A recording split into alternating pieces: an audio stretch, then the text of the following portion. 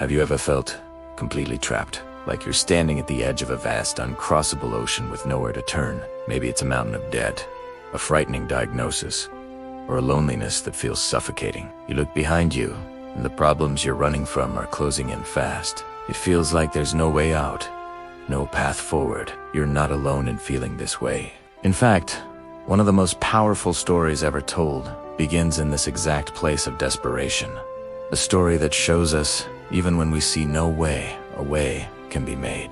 This story takes us back thousands of years. Imagine a whole nation of people, the Israelites, finally freed from centuries of brutal slavery in Egypt. They've journeyed through the wilderness, filled with a fragile hope for a promised land. But their freedom is short-lived. Their former master, the powerful and proud Pharaoh of Egypt, regrets his decision.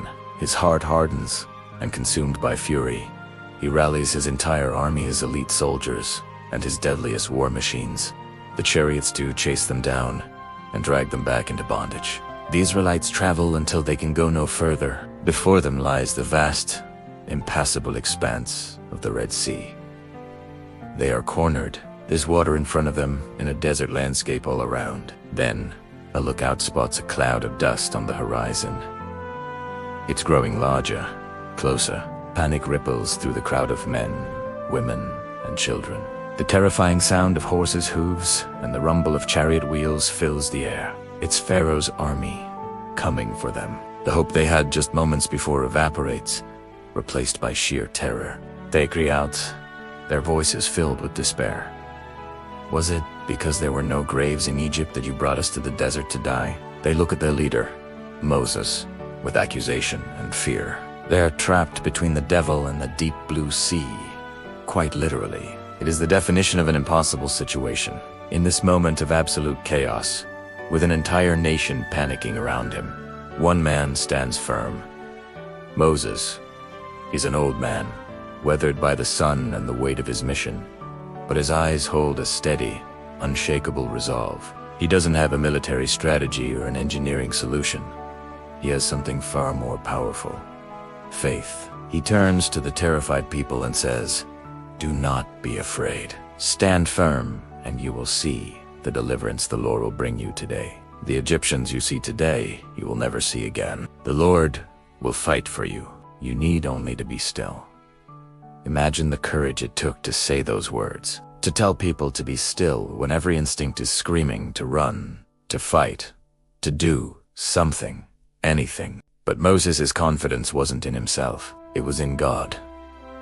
And then, he receives his instructions. It's not a complex battle plan. It's a simple, almost strange command. Raise your staff and stretch out your hand over the sea to divide the water so that the Israelites can go through the sea on dry ground.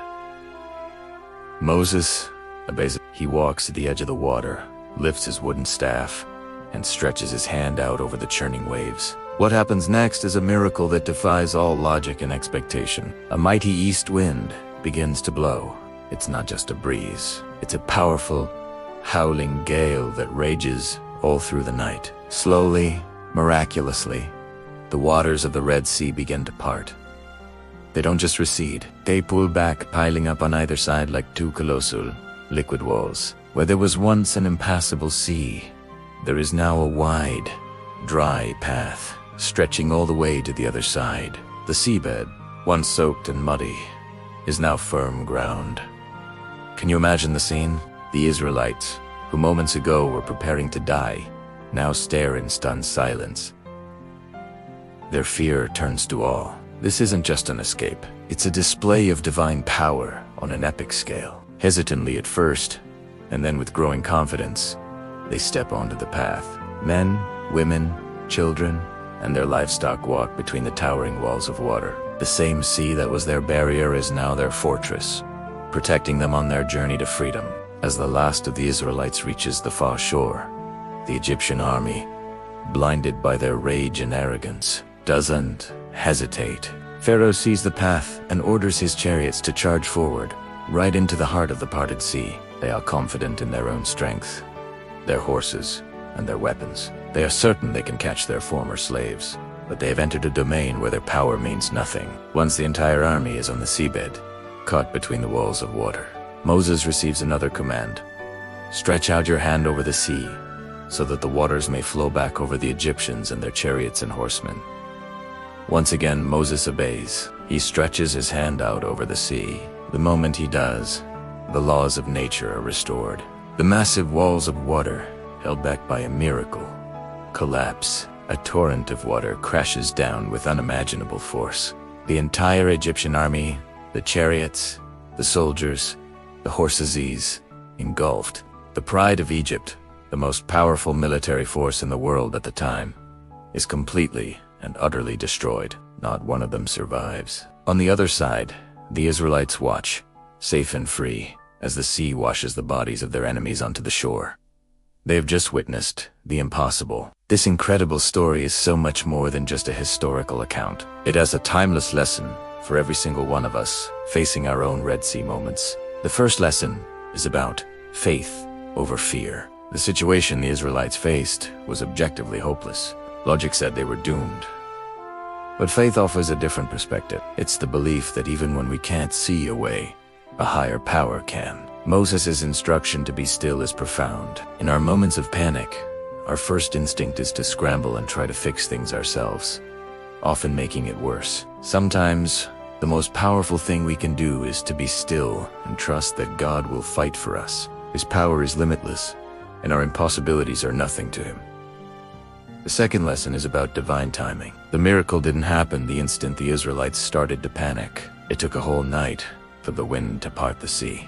God's intervention might not happen on our schedule. We often want instant solutions, but divine timing is perfect. Waiting is hard, but it often builds our faith and prepares us for the miracle that is to come. Trust that God is never early and never late, but always right on time. Finally, the story teaches us about the power of obedience. God's instruction to Moses was simple. Stretch out your staff. It was a simple act of faith, an act of obedience. Moses didn't need to understand the physics of how the sea would part. He just needed to obey. Our role isn't always to figure everything out. It's to listen for that still, small voice of divine guidance, and to have the courage to take that next simple, obedient step. That small act of faith can be the key that unlocks an unimaginable miracle in our lives. So, what is your Red Sea? What impossible obstacle is standing in your way? Is it a financial crisis? A broken relationship? A struggle with your health or purpose? Look at your situation and remember this story. Remember the fear, the desperation, and the absolute hopelessness. But then, remember the mighty wind, the towering walls of water, and the dry path that appeared where there was no path before. Hold on to hope. You might feel trapped, with your back against the wall and your problems closing in, but you are not alone. A way can be made. The same God who parted the Red Sea for the Israelites is still in the business of making a way where there is no way. Trust that your deliverance is coming. Be still, have faith, and be ready to walk forward on the path that will be made for you. We would love to hear your story. If you've ever faced a Red Sea in your life and witnessed a miracle, please share it in the comments below. Your story could be the spark of hope that someone else desperately needs to see today. Thank you for watching. If this message resonated with you, please like, share, and subscribe for more encouragement.